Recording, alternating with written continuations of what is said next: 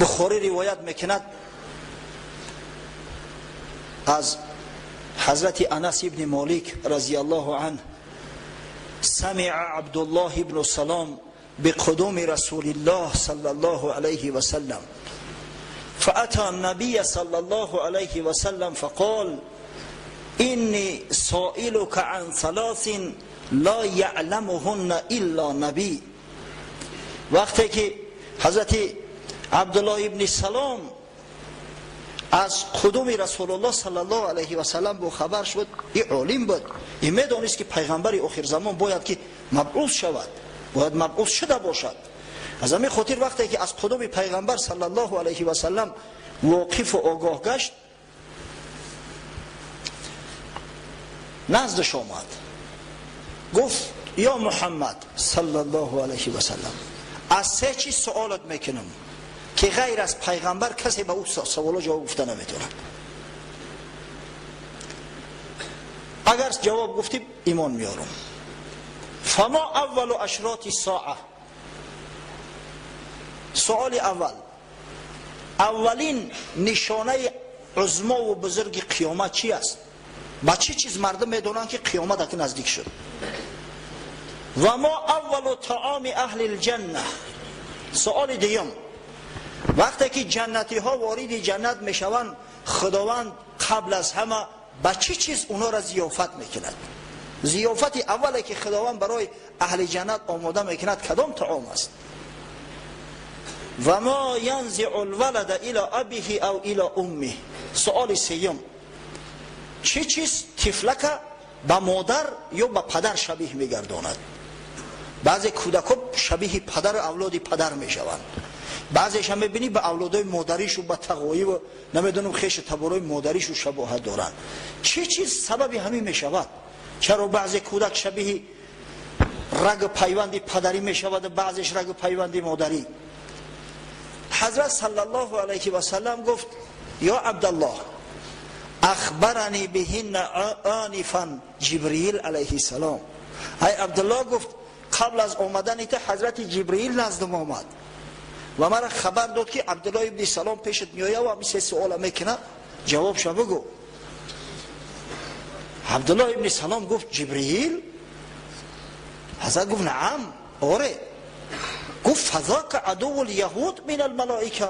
آخه گفت ما را تعلیم دادیان که جبرئیل دشمن یهودی ها است. نعوذ بالله. این جبرئیل هم ارخانگل گوریل است، ارخانگل گوریل، یعنی که ملائکه بزرگ جبرئیل در نزد اهل کتاب همه ده هست. این خانه سوخته را ببینید. حضرت جبرئیل وحی الهی را به یک شخص از غیر بنی اسرائیل آورده است، دشمن یهودش اعلام کردن. حضرت صلی الله علیه و سلم در جواب آیه قرآن تلاوت کرد، اعوذ بالله من الشیطان الرجیم، قل من کان عدوا لجبرئیل فانه نزله على قلبك باذن الله مصدقا لما بین یدیه و بشرى و هدى و بشرى للمؤمنین. بگو به این شخص ای حبیبی من، کیست او جاهل احمقی که جبرئیل دشمن خود اعلام کرده است؟ جبرئیل که 600 پر دارد، به همین نوع که یک قناتش تمام دنیا را زیر زبر میکنه، او احمق کی است که این جبرئیل دشمن خود اعلام کرده است؟ چه دشمنی کرده میتونسته باشم به جبرئیل؟ هجوم پشه چی آورد خلل بر مایه فیل؟ جبرئیل که قرآن بر قلبت نازل کرد و توسط او قرآن تو دین ادیان و پیغمبران پیشین تصدیق کردی و این قرآن سبب هدایت و یک بشارت بزرگی از برای مسلمانان شد. بعدا گفت فاما اول اشراط الساعه فنار تحشر الناس من المشرق الى المغرب. سؤال اولت گفت اولین نشانه عظمای قیامت یک آتش بزرگی هست که مردم از سوی مشرق به طرف مغرب میدواند، یک آتشی که از جانب یمن پیدا می شود مردم به سوی حجاز میتازاند. و اما اول طعام اهل الجنه فزیادت کبید الحوت. اول طعامی که خداوند از برای جنتی ها آماده میکند، سوال دوم جگر ماهی است. یک بولیون ای جگر ماهی. اهل جنت عذاب و مشقت زیاد میکشند، در صحرای محشر خیلی مشقت میکشند، بعد از بالای پل صراط عبور میکنند در ترس تهلکه. از همین خاطر وقتی که داخل جنت میشوند بسیار بیمدار شده اند. برای بیمارو میدونه نه در دنیا بولیون میبرند، اگه بولیون ماهی از جگر ماهی بسیار نادر است، دلیکاتس است، عادتا بولیون مرغ میبرند. خداوند برای بنده های جنتیش بولیون از جگر ماهی آماده کرده و میبرده است. طعام اولی که براشو تعارف میکنه. پروردگار وارد شدن به جنت، نوشیجان کردن این طعام شیرین گوارا را از برای قوم مسجد ما و مجموعاً از برای جمیع امت حبیبت محمد صلی الله علیه و سلم نصیب گردان. آمین.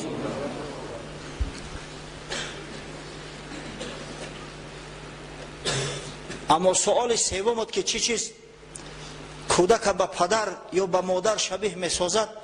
حضرت فرمود اذا سبق ماء الرجل ماء المرأة نزع الولد و اذا سبق ماء المرأة ماء الرجل نزعت. گفت وقتی که مرد با زنش همخوابه می شود، البته در زمانی هست که در همون بچه‌دان زن حجیره زنده علکی هست، برای همون باردار کردن حجیره البته که نطفه لازم است، سپرم آب منی.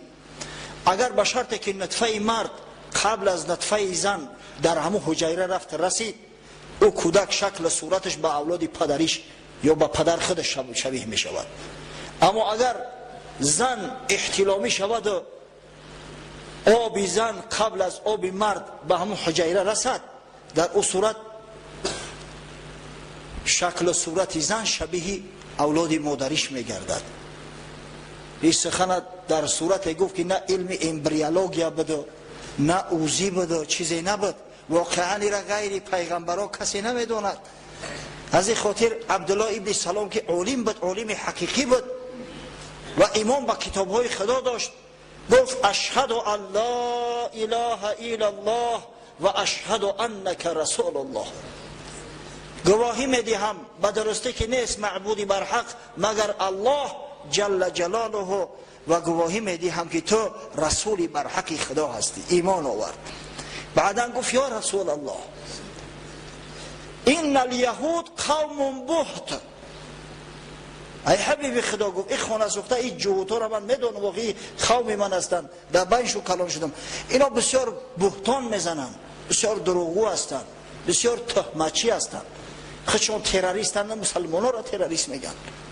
این الیهود قوم بهت فإن یعلموا باسلام قبل ان تسألهم یبحثونی.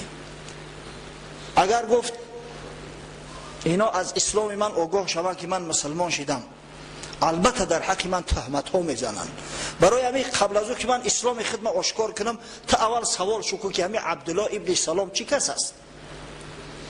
فجاءت الیهود، امام بخاری روایت کرده است حضرت انس ابن مالک که یهودی ها از حضرت آمدند.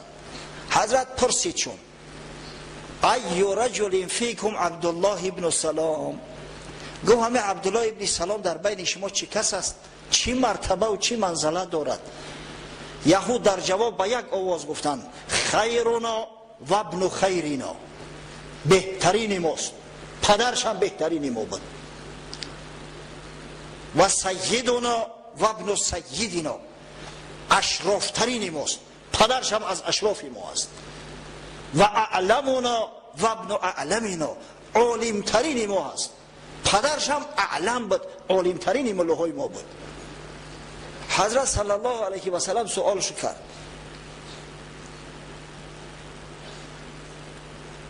ارأیتم این اسلم عبدالله ابن سلام، گفت ای برادران اگر عبدالله ابن سلام عالمترین شما باشد، بهترین شما باشد، شریفترین شما باشد، اگر همین عبدالله ابن سلام اسلام بیارد شما چی میگویید؟